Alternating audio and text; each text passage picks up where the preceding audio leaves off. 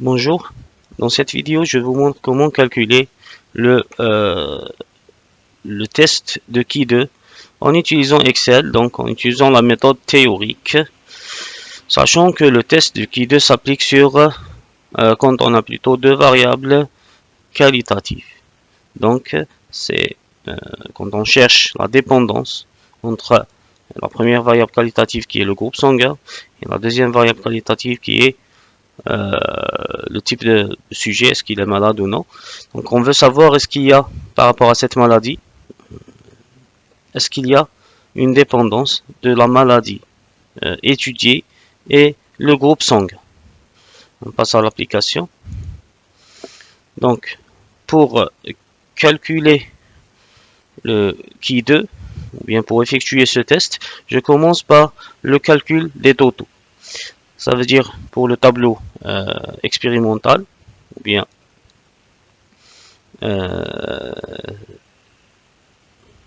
observé, je commence par le calcul des sommes. Donc pour calculer les sommes, je sélectionne les cellules, je clique sur accueil ou home, je clique sur le symbole somme.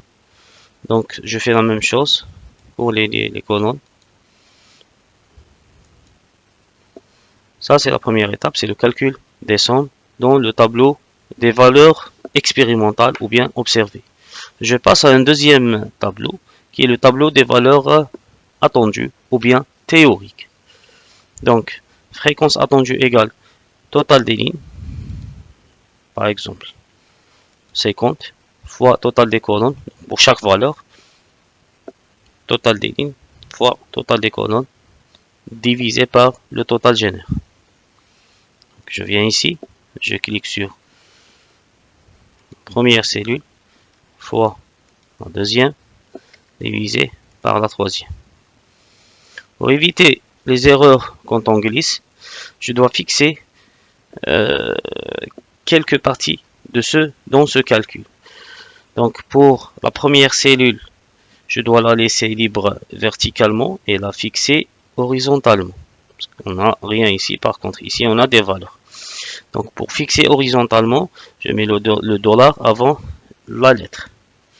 Pour la deuxième cellule, qui est en rouge, entourée en rouge, je dois fixer la cellule verticalement et je dois la laisser libre horizontalement. Donc pour fixer verticalement une cellule, je dois mettre le dollar avant la lettre, le chiffre. Pour la troisième cellule, je dois la fixer horizontalement et verticalement. Donc je mets le dollar avant la lettre et avant le chiffre. Je valide le calcul et je glisse. Je glisse en un premier lieu horizontalement. Je lâche la cellule, le bouton de la cellule, de la souris, et je glisse de nouveau à partir de ce petit carreau noir. Maintenant, nous avons calculé les valeurs attendues ou bien théoriques. De la même façon, je calcule les sommes de ces valeurs. Donc, je clique ici, somme, je fais la même chose horizontalement. Maintenant, je passe au calcul de la statistique Qui2, donc la valeur qui nous intéresse le plus dans ce test. En utilisant la formule suivante qui est la somme des... plutôt pas la somme. Donc la somme c'est la valeur finale du tableau qui m'intéresse. La statistique du test c'est cette valeur qui se calcule par la somme de tout ça. Donc, pour faire ça, je dois en préalable appliquer cette formule au niveau de chaque cellule. Puis je calcule la somme de toutes ces cellules. Donc pour calculer la valeur au niveau de chaque cellule, qu'est-ce que je vais faire? Donc j'ai la valeur observée. Donc, dans mon cas, pour la première valeur c'est 10, moins 25, la valeur théorique, au carré divisé par la valeur théorique. Donc égal, je sélectionne la première valeur. Bon, avant ça, je dois mettre une parenthèse. Donc, moins la valeur Observez, je ferme la parenthèse, au carré, puissance 2, divisé par la valeur I18, qui est la valeur théorique plutôt. Une seule valeur. Je valide le calcul et je glisse. Là, j'ai pas besoin de fixer parce que je calcule à chaque fois valeur par valeur.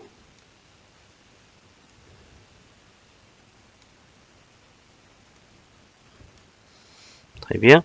Je calcule les sommes au niveau de ce tableau. La première somme. Les sommes des colonnes. Très bien. Maintenant, je m'intéresse à cette valeur qui représente la valeur du Qui2 calculé ou bien la statistique du test du Qui2.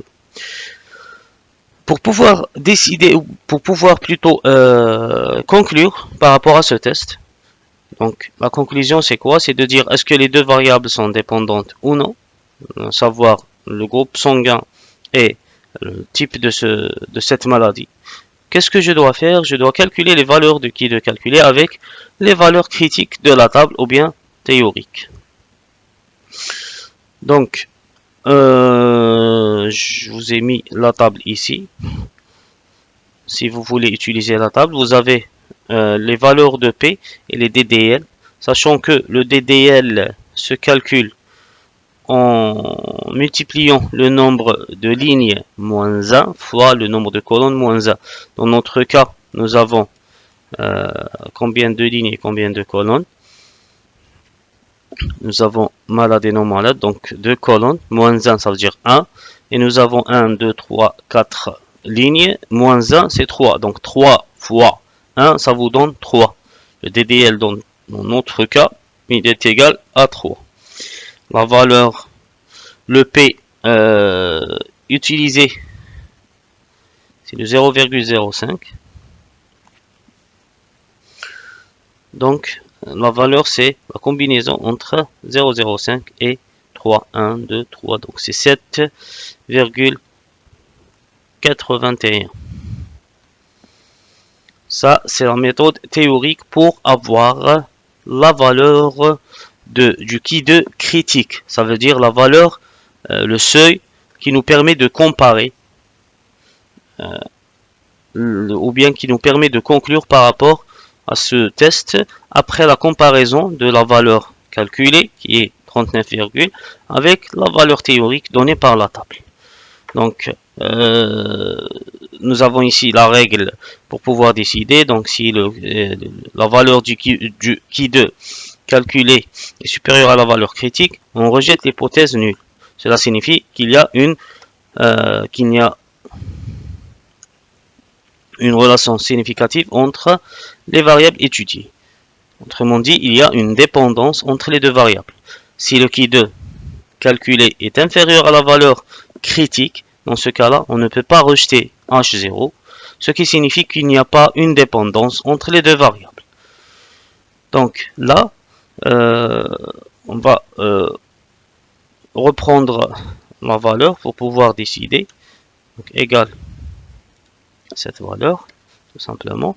Et là, je vous montre une fonction qui vous permet de calculer la valeur du Qui2 théorique sans revenir à la table. Donc, égal. C'est avec un C, je crois. C'est Qui2. Donc, Qui2 inverse RT. Vous devez utiliser cette fonction. Cette fonction vous demande la probabilité qui est 0,05 et vous demande aussi le degré de liberté qu'on a calculé tout à l'heure qui est égal à 3. Je valide le calcul, la fonction. C'est quoi le problème? Très bien. Donc là, nous avons les deux valeurs. On remarque que le Qui2, bon désolé, c'est le contraire. Là, c'est le Qui2 calculé. Et là, c'est le Qui2 critique. Donc nous remarquons que la valeur du Q2 calculé elle est nettement supérieure à la valeur du Q2 critique, ce qui nous permet de rejeter donc H0. Du coup, qu'est-ce qu'on va dire? On dit, si on conclut que les deux variables sont dépendantes. Ça veut dire cette maladie dépend du groupe sanguin. Donc c'est tout ce que j'ai à vous présenter dans cette vidéo. J'espère que la vidéo a été claire et je vous souhaite bon courage. Merci.